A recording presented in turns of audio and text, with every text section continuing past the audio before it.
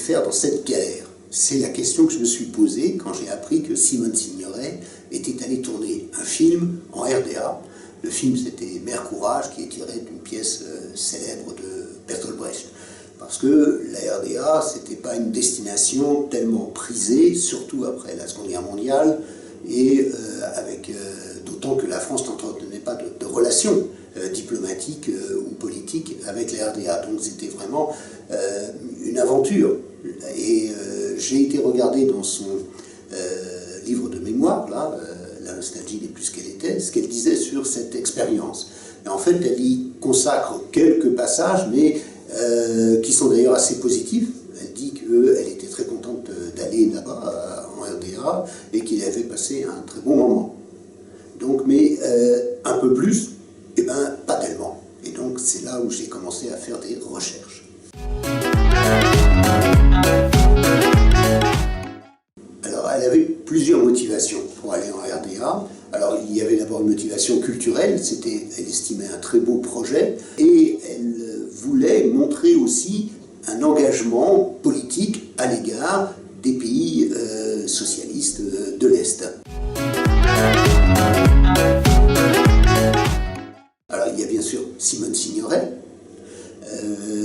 Alors, elle est accompagnée par Bernard Blier, qui est son ami, avec lequel elle a déjà tourné plusieurs films, mais dans le film, il joue un rôle secondaire, donc c'est pas un personnage principal. Ça, c'est le deuxième personnage. Le troisième, c'est l'auteur de la pièce, Bertolt Brecht, qui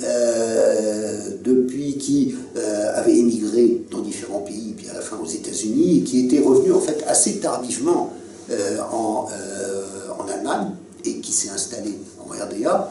Il est revenu à la fin de 1948. En fait, il a commencé à se dégrader à partir du moment où Bertolt Brecht et Helene Weigel, sa femme, ont commencé à manifester une certaine réticence, voire hostilité, à l'égard de la manière dont le réalisateur tournait le film. Et ils ont multiplié les remarques, les observations, les critiques même. Et notamment, Helene Weigel a été particulièrement non professionnelle. Une chose par exemple bizarre, c'est qu'elle a refusé jusqu'au bout, où elle retardait la signature de son contrat, ce qui est un peu surprenant, alors qu'elle jouait quand même déjà le rôle, mais elle ne le signait pas, parce qu'elle essayait d'obtenir un peu plus d'avantages, mais aussi, tant qu'elle n'avait pas signé, elle pouvait exercer une pression sur la production. Et, plus ou moins cité par son mari, qui lui-même n'était pas satisfait, en fait, il a toujours été assez réticent à l'égard du cinéma, en fait. Il était comment dirais-je, maladroit avec la chose filmée. Alors qu'il aimait beaucoup le cinéma, c'est pas le problème, mais il avait peu d'expérience, et Helene Weigel avait quasiment aucune expérience dans le cinéma. Et c'est pour ça que c'est une grande actrice de théâtre, mais de cinéma, elle avait fait qu'un petit rôle dans les années 30, et depuis lors, rien du tout. Ce qui veut dire qu'elle n'a pas compris que l'important dans le cinéma, c'est la caméra, et qu'on n'est pas maître entièrement de ce que l'on fait. Et c'était aussi la même attitude de son mari, de Bertolt Brecht, qui, lui, avait des idées très très arrêtées sur la manière de faire, et il voulait quasiment qu'on fasse en fait du théâtre filmé.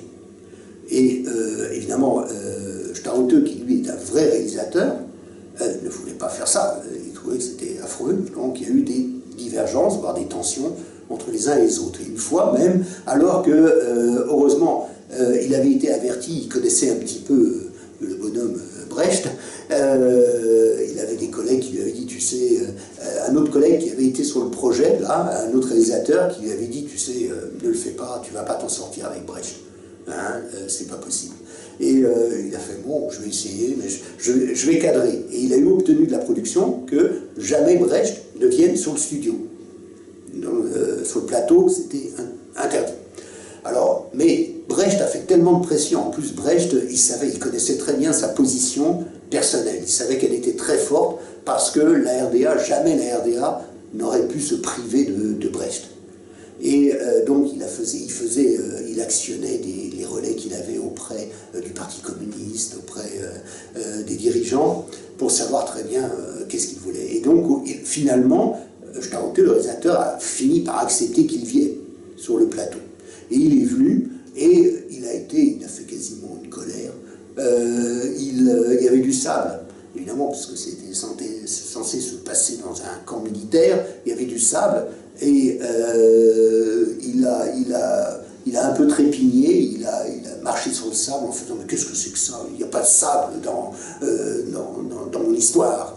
Et bref, il a été assez insupportable, et ce qui explique que les tensions n'ont fait que croître entre le réalisateur et le dramaturge.